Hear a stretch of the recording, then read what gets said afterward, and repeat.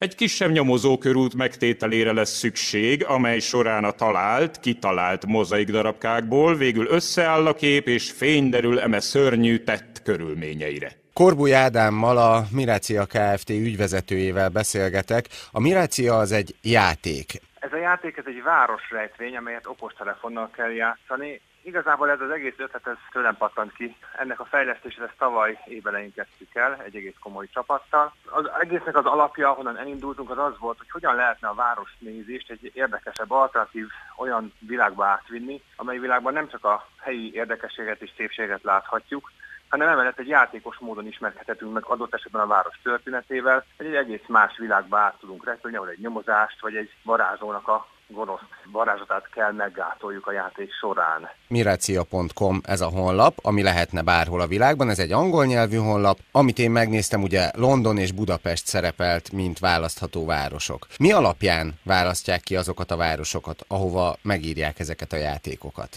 Elég komoly marketing piackutatással kezdtük az egész cég megalapítását. Azt néztük meg, hogy melyek azok a turisztikai célpontok, ahol komolyabb turista éjszaka, turisztikai látogatottság várható, és ezt nagyon örömmel láttuk, hogy Európában Budapest egyébként nagyon jó helyen van, de hát nem csak Budapestre fókuszálunk, hanem mi ezeket a turisztikai célpontokat soroltuk be egy rangsorba, amely a rangsor alapján mi a játékok fejlesztését végezzük. Ahogy említette, ugye Budapest és London most már készen van, lassan Párizs is készen lesz, most dolgozunk Rómán, utána következik Milánó, Barcelona, tehát végigmegyünk azokon a turisztikai célpontokon, ahova sok turistával lehet számolni. Hogyha én úgy döntök, hogy például Budapesten kipróbálom ezt a játékot, akkor mit kell tennem? Egyrészt kell önnek egy okostelefonnal rendelkezni, amelyik vagy egy almás okostelefon, vagy pedig egy androidos okostelefon valamelyik gyártókészüléke. Ha ilyen okostelefonnal rendelkezik, amelyben ráadásul van GPS is, akkor le tudja a játékot tölteni ingyenesen az App Store-ból. Utána egy játéklistát lát, amely játéklistában különböző stílusú, különböző hangulatú játékok közül választhat. Már a címük is, rövid leírások is egyből látszik.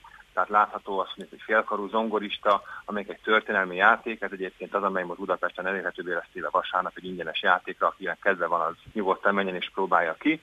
Vagy láthatja, hogy van egy romantikus játék, amelyben a romantikát kell megmenteni, vagy éppen mondjuk Balatonföldváron megnézheti a Kiölte meg Heltai című nyomozós játékot az ember. Ha ez önnek megtetszik, akkor rákattint, hogy ön ezt a játékot vagy megvásárolja, hogyha pénzbe kerül, vagy ingyenesen letöltse, hogyha ez egy ingyenes játék, és utána el tud kezdeni vele játszani.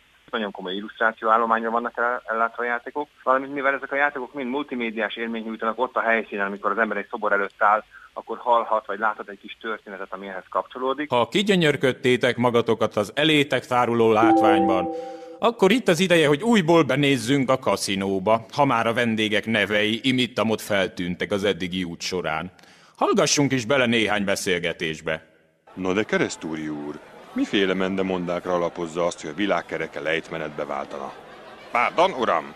Én mindössze jó barátom Móra szavait idéztem. Hogy néz ez ki? Azt mondja nekem a telefonom, hogy menjek oda a Deák térre, forduljak háttal az egykori buszpályaudvarnak, és akkor valami? Vagy hogyan képzeljük ezt? Például a félkarú zongorista játék az úgy indul el, hogy keresse meg azt a pontot Budapesten, ahonnan az összes magyarországi főutat számozzák, és egyébként egy ember nagyságú nulla található ott kőből. Majd, hogyha oda elérkezik, akkor utána a játék olyasmi utasításokat ad, amely utasítások alapján önnek meg kell találni ott valamit, le kell számolni dolgokat, vagy meg kell keresni egy szobront, hogy éppen az hova mutat, és utána ez alapján tud tovább haladni a játékban. Június 14-e, vasárnap, ez egy nyílt nap lesz, ingyenesen kipróbálhatóak bizonyos játékok. Magyarországon 2 település, ugye Budapest és Balatonföldvár szerepel a kínálatban. Igen. Miért Balatonföldvár? A Balatonföldvár az a Balatonnak egy gyöngyszeme. Nagyon szeretek én Balatonföldvárra járni, nyaralni sok barátommal. Másrészt a Balatonföldvár az egy kulturálisan nagyon fejlett város. Az valamilyen módon tudatosan is került megalapításra Széchenyiék által. Bőséggel van mit mutatnunk ott. Tehát tényleg olyan magyar hírességek, mint Bajor Gizi, tényleg a Széchenyi család tagjai,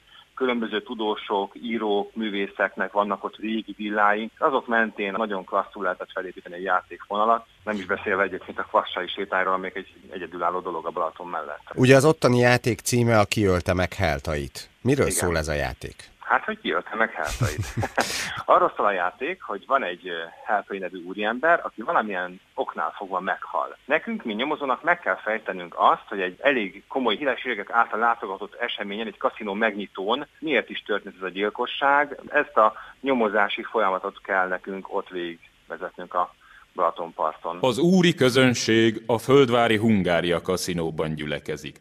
Ha hinni lehet az újságnak, akkor nagyon magas rangú vendégjövetele várható. Ám, amit még senki sem tud, tragédia közeledik. Mégpedig lassan.